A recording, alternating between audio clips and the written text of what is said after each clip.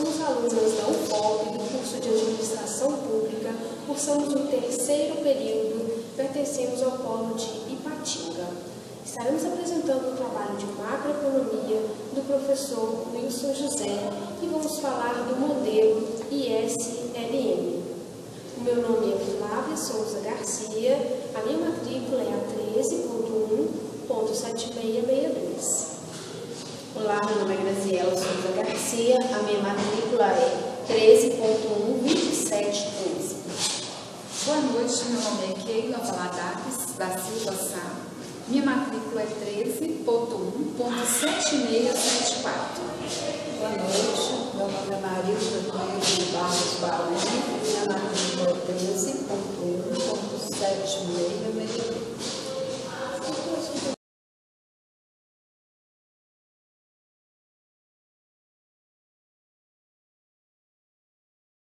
Eu vou explicar o que é o modelo ISLM.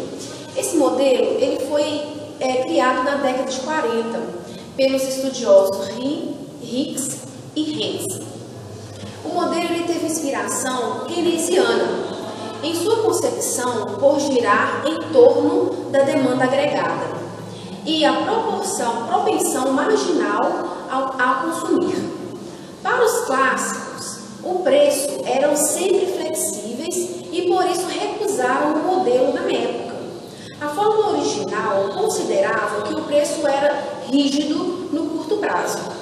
Essa interpretação queria dizer que a demanda efetiva no curto prazo não causava aumento do preço. Hoje o modelo atende às perspectivas dos clássicos, considerando os preços flexíveis e capazes de ajustarem para garantir o pleno emprego dos recursos na economia. O modelo ele pode ser aplicado aos preços rígidos ou flexíveis. As análises econômicas conduzidas através de seu uso podem também ser utilizadas para estudos de curto e longo prazo. O modelo apresenta um só conjunto de gráficos, o lado real e monetário da economia. A questão do lado real e do monetário é filosoficamente um duelo entre os economistas, pois uns dizem que não existe mágica.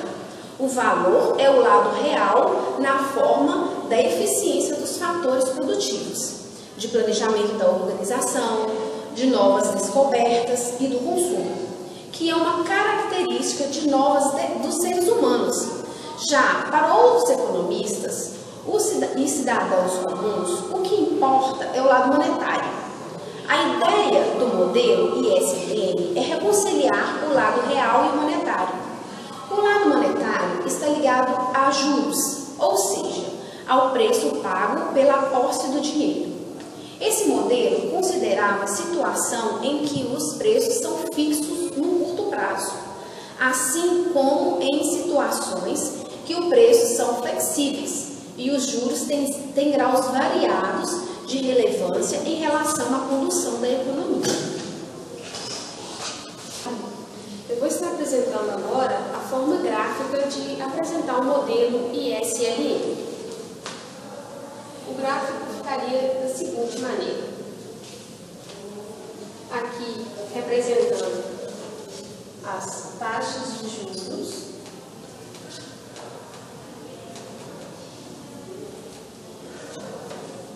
aqui seria a curva IS.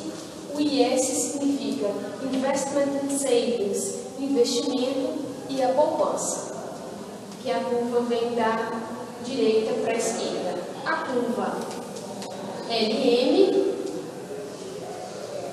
é da esquerda para a direita e o L representa a demanda por liquidez e o M, moeda. Aqui nós temos exatamente o ponto de equilíbrio entre as duas curvas, que apesar de falarmos curvas, são apresentadas por retas.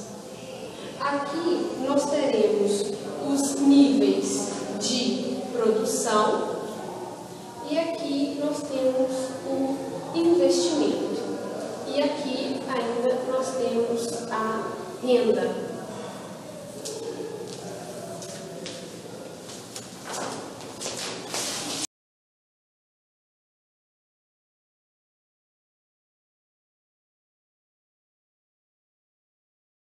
Porque a curva IS, ela apresenta inclinação descendente. A curva IS, ela faz referência ao ponto de equilíbrio de diversas combinações entre as taxas de juros e o nível de produção, onde os investimentos, que são considerados injeções, se igualam à poupança, que são os vazamentos. Quando há uma diminuição na taxa de juros, temos um aumento e assim, do investimento e assim um aumento também do produto. Isso explica o porquê a curva ela descende da esquerda para a direita. Essa curva ela sofre influência de vários fatores, o que altera a sua inclinação e também o seu deslocamento. A poupança e o investimento, eles são exemplo de fatores que alteram a inclinação da curva. Observamos que os investimentos estão relacionados às taxas de juros e fatores como o gasto do governo, exportações e tributos também afetam o deslocamento da curva. A curva ela pode se deslocar para cima quando há um aumento nos gastos do governo, em consequência, um aumento da renda e também dos juros. E a curva ela pode se deslocar para baixo quando há um aumento nos tributos, porque a renda diminui, o juro diminui, há também a diminuição no investimento e no consumo das famílias.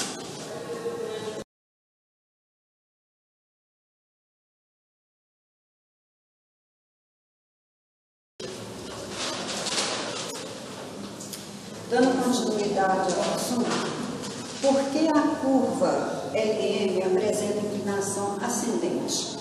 A curva LM relaciona a taxa de juros com o produto e representa o equilíbrio do mercado monetário, sendo que a igualdade entre a oferta e a demanda por moeda determina a taxa de juros, que deverá igualar a oferta Y à demanda agregada. Neste mercado, a oferta monetária é externa. A demanda por moeda para transações tem relação positiva com a renda e a demanda de moeda por especulação varia negativamente com a taxa de juros. A curva LM irá inclinar para cima, já que um aumento na renda tende a elevar a demanda por moeda e um aumento na taxa de juros tende a reduzi-la. Se imaginarmos um mercado em equilíbrio, se considerarmos uma diminuição do produto, significa que teremos também uma diminuição na demanda por moeda para transações e, mantendo-se constante a oferta real de moeda, passa então a existir um excesso de oferta de moeda, o que levará a diminuir as taxas de juros e o aumento da demanda por moeda especulativa. Neste caso, seria necessário variações nas taxas de juros para que fosse liberado uma quantia maior de moeda para transações, trazendo de volta o equilíbrio do mercado imobiliário.